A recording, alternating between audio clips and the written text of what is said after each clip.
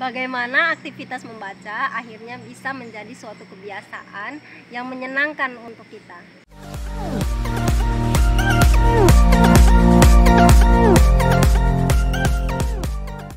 Assalamualaikum teman-teman, selamat datang kembali di Hafizah Helma YouTube channel. Kadang kita memang perlu merenungkan tentang apa sih makna dari suatu kejadian yang menghampiri hidup kita. Entah itu kejadian yang menyenangkan atau memang kejadian yang enggak kita harapkan. Kenapa? Supaya kita bisa, misal nih, kejadian yang menyenangkan dalam hidup kita. Kenapa kita harus perlu merenung juga? Supaya kita bisa aware, supaya kita bisa ngerem diri.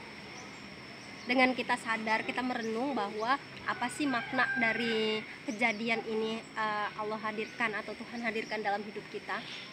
Itu kita bisa jadi lebih berpikir lagi dan membuat kita jadi enggak merasa tinggi hati, enggak merasa puas, enggak merasa bahwa hal yang menyenangkan itu karena efek dari hebatnya kita. Kita jadi bisa menstop itu semua. Kemudian gimana kalau kejadian yang gak menyenangkan?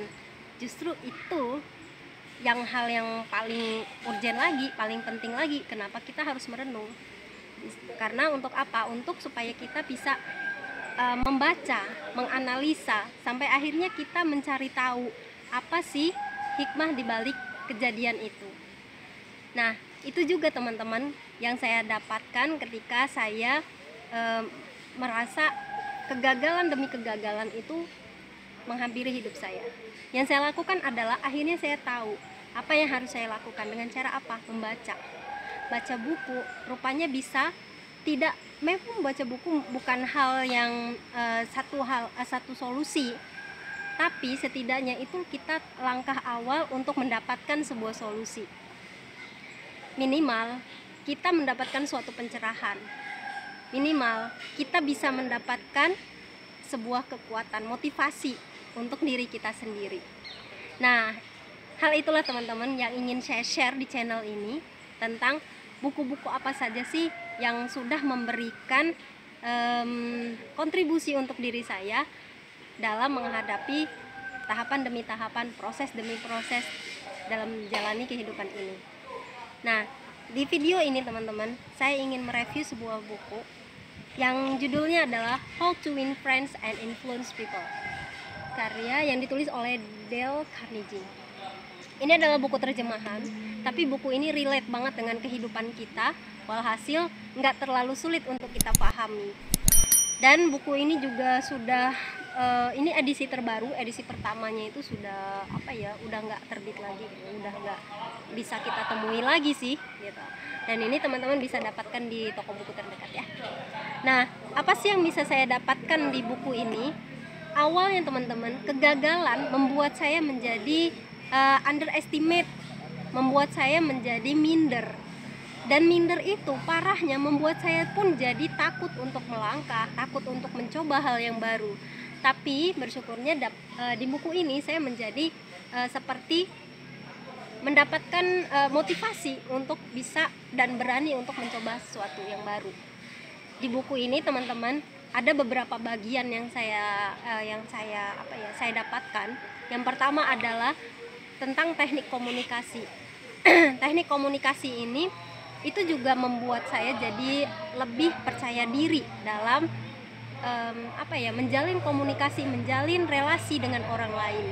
Teknik komunikasi di sini ada beberapa hal teman-teman yang saya dapatkan, yang saya rangkum ya. Itu pertama adalah bagaimana seni komunikasi kita ke orang lain. Apa sih hal yang harus kita hindari dalam berkomunikasi? Teman-teman bisa merasakan sendiri ya, bahwa setiap orang, termasuk kita mungkin ya, kita nggak suka namanya, satu, dikritik, dua, kita disalahkan. Itu mayoritas orang nggak akan pernah suka itu. Artinya ketika hal itu nggak disukai, maka itulah yang harus kita hindari. Itu yang saya praktekkan juga teman-teman dari teknik komunikasi. Kemudian bagaimana juga sih supaya kita bisa, di buku ini juga teman-teman nanti bisa dapatkan ya, bagaimana kita itu bisa diterima oleh orang lain. Gimana caranya? Lakukan dengan ketulusan hati. Bagaimana kita berbicara, bagaimana kita menjalin komunikasi ke orang lain itu dengan tulus. Ketika kita, hal yang paling mudah untuk diterima orang adalah ketika kita tersenyum, kita ramah ke orang lain, kita tanyakan kabarnya. Orang semua pasti suka teman-teman, termasuk kita pun seperti itu. Tapi tanyakanlah dengan ketulusan hati.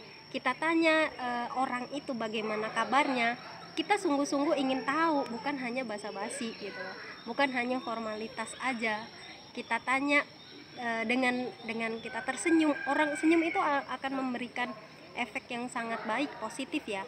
Coba deh teman-teman senyum ke orang lain, orang itu pun akan berbalik senyum kepada kita. Itu adalah salah satu teknik komunikasi teman-teman, dan cara kita untuk membuat orang lain tertarik dengan kita, seperti itu. Kemudian di bagian ketiga teman-teman, itu kita akan menemukan, teman-teman bisa menemukan cara-cara, teknik bagaimana supaya teman-teman itu bisa berpengaruh, kita bisa berpengaruh di tempat orang lain. Apa sih yang harus kita lakukan agar kita bisa berpengaruh? Nah, teman-teman bisa dapatkan informasi lengkapnya itu di sini. Teman-teman bisa baca bagaimana setelah membaca buku ini, teman-teman bisa merasakan hal yang berbeda deh.